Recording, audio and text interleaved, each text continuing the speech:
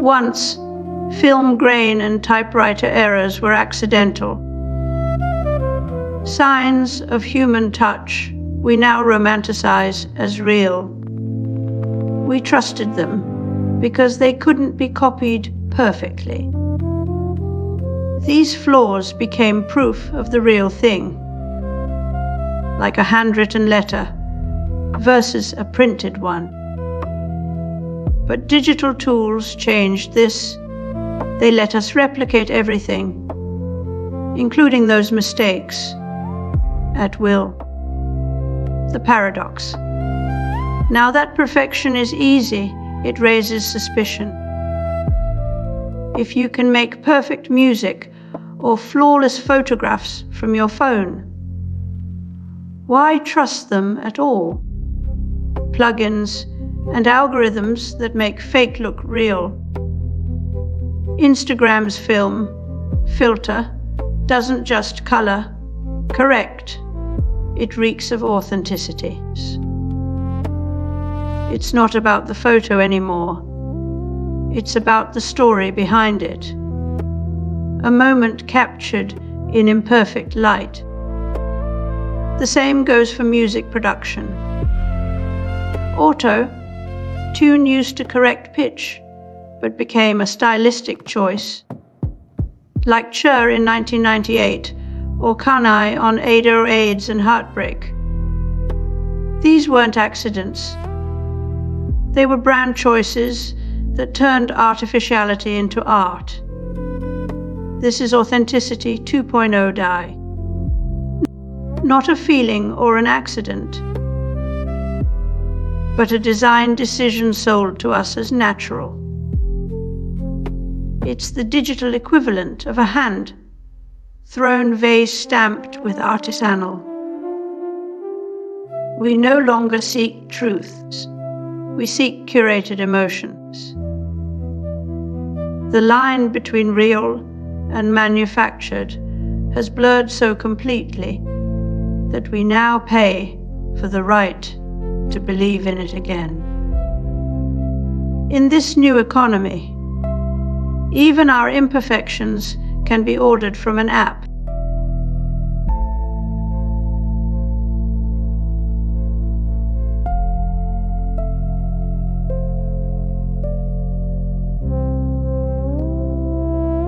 Metadot is the digital fingerprint of our interactions. And when combined with AI authentication systems, it becomes... Think about authenticity as a brand once was: real leather, handcrafted goods, imperfections that told stories of human touch. Today, authenticity is algorithmically generated. Grain filters on flat images, AI handwriting mimicking cursive quirks, deepfakes with convincing eye blinks and voice cracks. These are digital signatures we mistake for presence. Sherry Turkle once said computers became the second self. Now they also become our substitute signatures. We've seen AI create fake love letters, bot-generated emails with charming misspellings, and corporate deepfakes of CEOs speaking in dead languages. These aren't just forgeries. They're verification tools. Companies sell authenticity kits that include synthetic handwritings, voice prints, and micro expressions to prove trustworthiness. Like Barthers said about photographs, the illusion is so close to reality, we no longer question it. We just look and believe. After that break, here's the rub's authenticity is no longer about what was made. It's about who it can convince.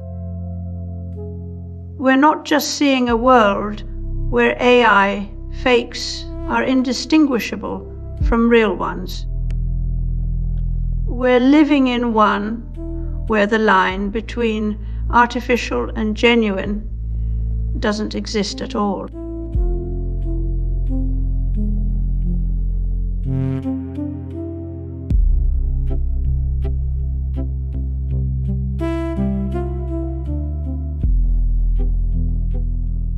In the beginning, when machines first began to mimic human thought,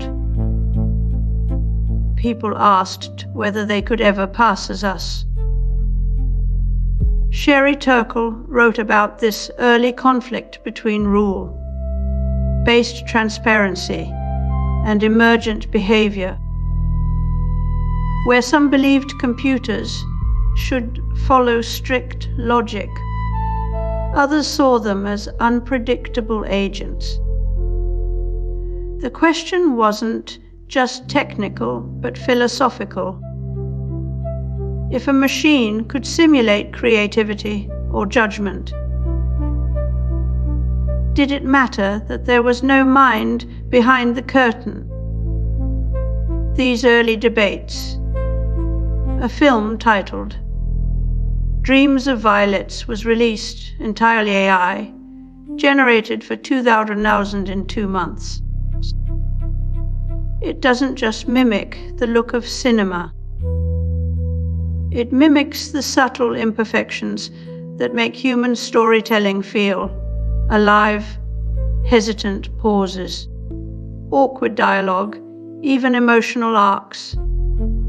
This is no accident. Modern deepfake detectors rely on finding these artifacts. The digital fingerprints of authenticity we expect from real people. But as soon as those artifacts are identified, they can be reverse engineered. And what's fake? We've created a loop. Every new verification technique becomes just another layer for algorithms to spoof. It's like trying to lock down a house by changing the locks faster than thieves can pick them. Except now, both sides are using machines. The result is not security, but an arms race of trust. Authenticity itself becomes a performance, and we all become part of the act, believing in patterns that only exist because someone programmed us to.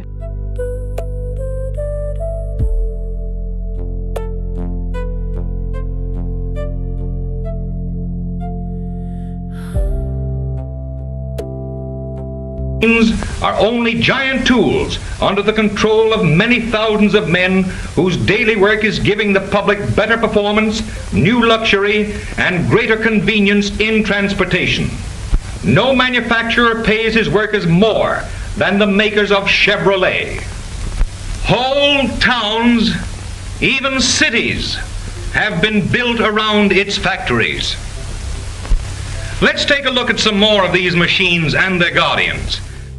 Fathers once said that to be inauthentic is to possess an object that no longer carries meaning, that it has become that, has been. But what happens when everything can look like it's never been? AI now fabricates timelines, identities even. The past isn't just a record anymore. It's a product. When the machine becomes the surrogate for truth itself, trust is no longer in people or institutions. It's in algorithms. We've reached a point where fabricated voices carry equal weight to real ones. And if everything can be made perfect and convincing, then authenticity isn't just bought and sold, it's obsolete.